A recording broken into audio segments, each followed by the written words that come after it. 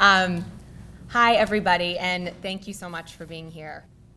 We're here because workplace policies in our country too often haven't kept pace with the reality of what the modern family needs in America.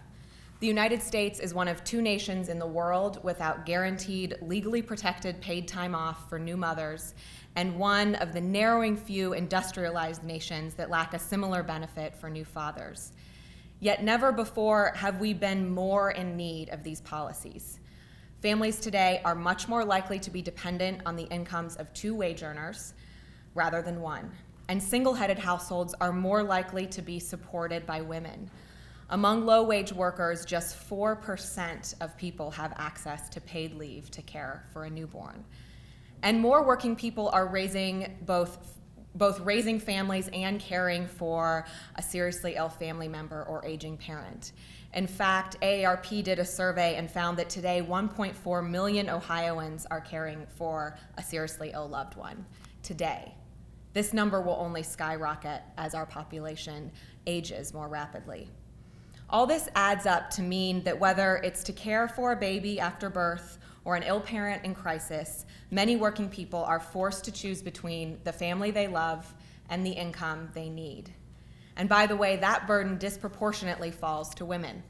A recent MetLife study showed that women sacrifice, on average, $325,000 in lifetime earnings due to caregiving duties they provide to family members at a disproportionate rate.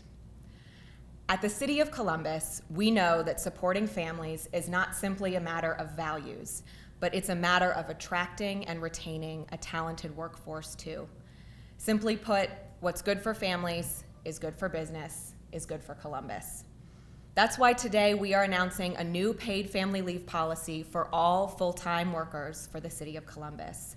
With this announcement, Columbus is joining other Ohio cities who have put paid parental leave in place for their own workers, as well as more than 45 municipalities across the country who have done so over the past couple years. Innovation Ohio has been a part of that effort. A couple years ago, with the support of CWA, our local here in Columbus, Innovation Ohio did a report on the state of paid family leave. And they looked across the state of Ohio and found that by and large, public sector employers were not stepping up to provide this benefit. It is through their advocacy efforts that 3 cities in Ohio have been put on the map and that Columbus is now joining the effort. So I want to thank you, Dave, and I want to thank you, Aaron. However, we are proud that with the adoption of our policy, we are also going to be the first in Ohio, the first city in the Midwest, just the 3rd city in the nation to provide comprehensive paid family leave. Our policy consists of 2 parts: parental leave that provides up to 6 weeks of leave for welcoming a new child, and a pilot caregiver leave program which grants up to 4 weeks of leave to care for a seriously ill family member or aging parent. Both will be reimbursed at 70% of pay. We are proud that this new benefit will cover our entire workforce. A refuse driver making $19.79 per hour or an IT professional making 6 figures. A dad or a mom, 2 dads or 2 moms, adopting a baby or caring for an aging parent, this benefit is for all families. As I mentioned earlier, this is an employer issue for us as much as it is a values issue. The City of Columbus employs more than 8,500 people. We are the 10th largest employer in the region. It is critically important that we recruit and retain the most talented, diverse, and dedicated workforce we can. Employers with paid family leave policies benefit from increased employee retention rates. These reduced turnover rates contribute to better workplace productivity as well as real dollars saved in recruitment and training. Estimates say the cost of training a new worker are approximately 20% of their salary. We are far from the first to catch on to the benefits of providing paid family leave. In adopting our policy, we join the ranks of several Fortune 500 companies, again, one of whom you'll hear from today. But first, I'd like to welcome the First Lady of our city and Women's Commission Chair, Shannon Ginther. The First Lady is leading an essential effort to put women and their economic security at the forefront of our public policy conversation. It's impossible for me to understate my gratitude for that leadership.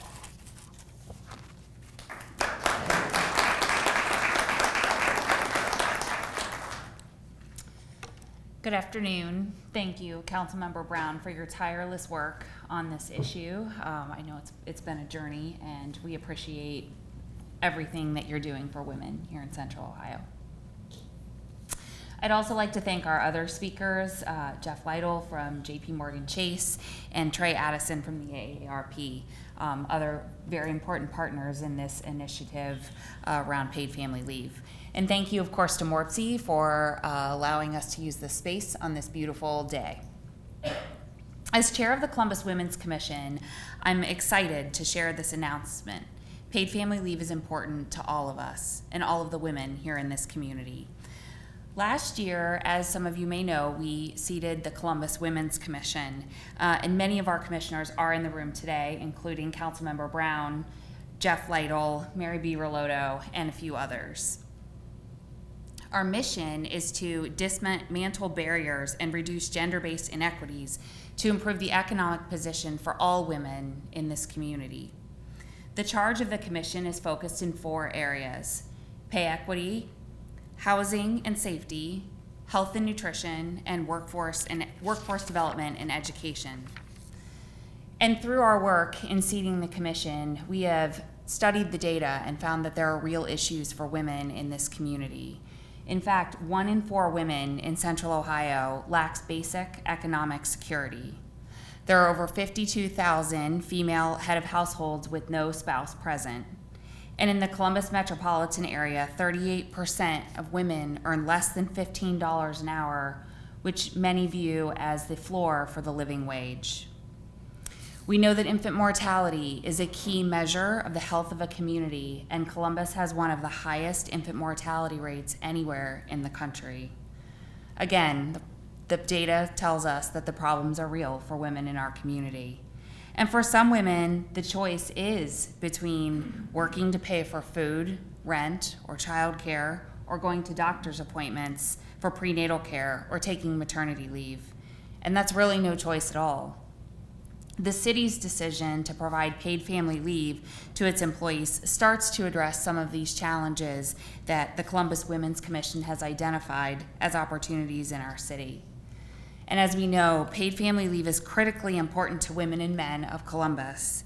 Through this legislation, mothers and fathers that are employees of the city will be able to care for themselves and their child in those early days, whether by birth or adoption. That bonding time is essential to the outcome of the child and the family's health. We know that paid family leave is only one aspect of economic security, but it's a crucial step. And it's clearly the right decision, as Councilmember Brown said, but it's also a good business decision. And Jeff, I'd like to introduce Jeff Lytle of Jpmorgan Chase to talk about that and why it is in fact a good business decision.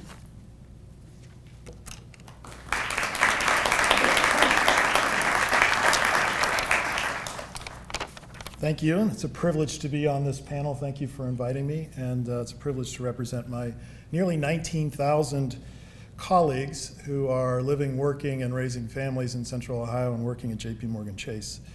Last year, Jpmorgan Chase expanded our family leave from 12 weeks to 16 weeks for primary caregivers and from 1 week to 2 weeks for non-primary caregivers. The Jpmorgan Chase Adoption Assistance Program reimburses up to $10,000 in qualified adoption-related expenses per child adopted by one of our employees. Employees are also eligible when they adopt a child under the age of 18 or an adult with special needs for the same family leave policy as new birth parents. 16 weeks for the primary caregiver, 2 weeks for the non-primary caregiver. About 6,500 of our 240,000 worldwide employees took advantage of this benefit in 2015, about 4,500 of whom were primary caregivers.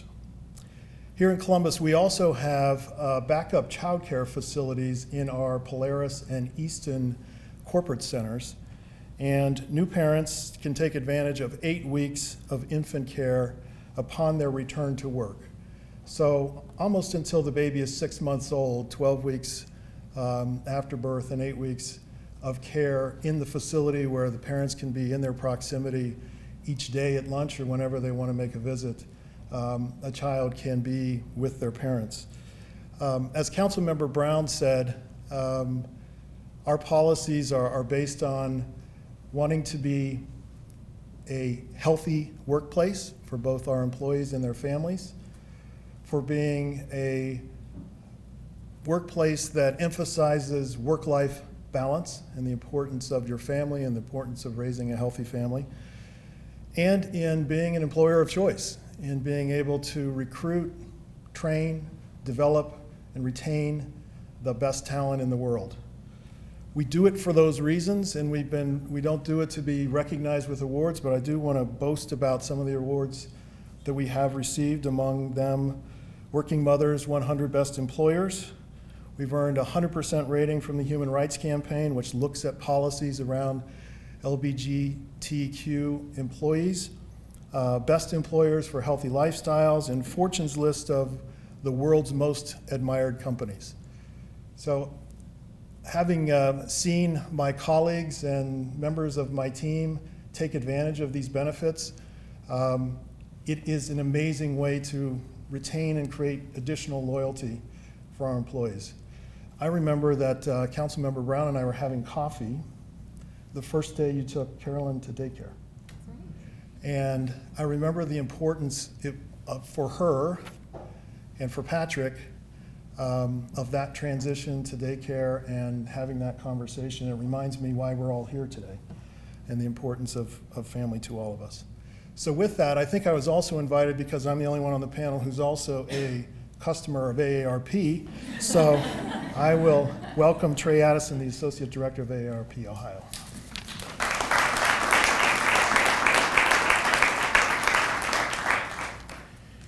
Thank you, Jeff, and thank you, Councilmember Brown, for all your leadership, and thank you, First Lady Ginther.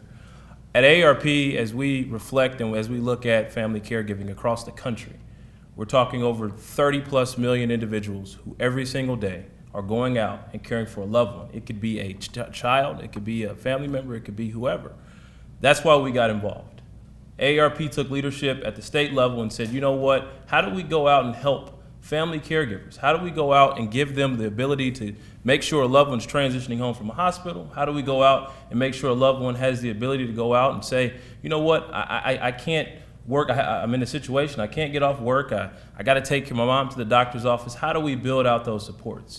That's why AARP got involved. So when we see things like Councilmember Brown and what the City Council here in Columbus are doing, we get excited, we get behind it, and we try to put our 1.4 million members across the state of Ohio at the disposal of the city and at the disposal of other cities, other states, to say, you know what, this is what we want to do.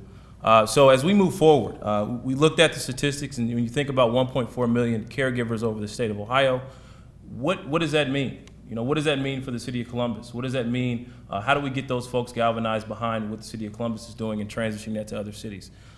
You know, when we think about the amount of hours spent, over 1 billion hours from caregivers all across the state and the country are being spent caring for loved ones.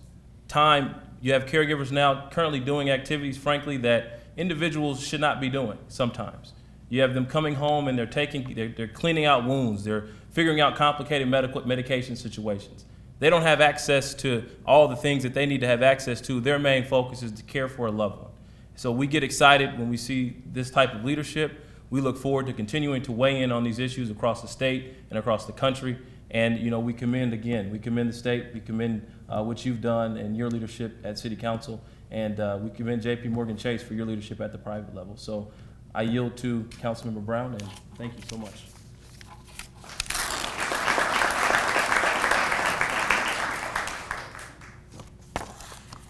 Thank you so much. Thank you, Trey, for what you're doing for the aging population across the state. The case for paid family leave is clear. Paid family leave policies are good for families, good for business, and good for Columbus. You know, we're doing this for our workers because we know the benefits as an employer, but in order for all families to thrive, they shouldn't have to win, as I've heard Heather call it, the boss lottery. No person who plays by the rules and works to support their family should have to choose between the job they need and the family they love. We are in the midst of ongoing momentum in the area of paid family leave. And because of advocacy efforts of organizations like the Women's Fund, and because of everyday people who are saying that our workplace policies need to catch up with the realities of the modern American family, I think we do have a real chance at pushing our lawmakers to do more. I urge the state and federal government to act for all families. The Family Act has been introduced in Congress, and there is legislation introduced in the state legislature as well to make paid family leave broadly accessible to every American worker who needs it, because that's the reality of what it takes to ensure a family thrives today in America.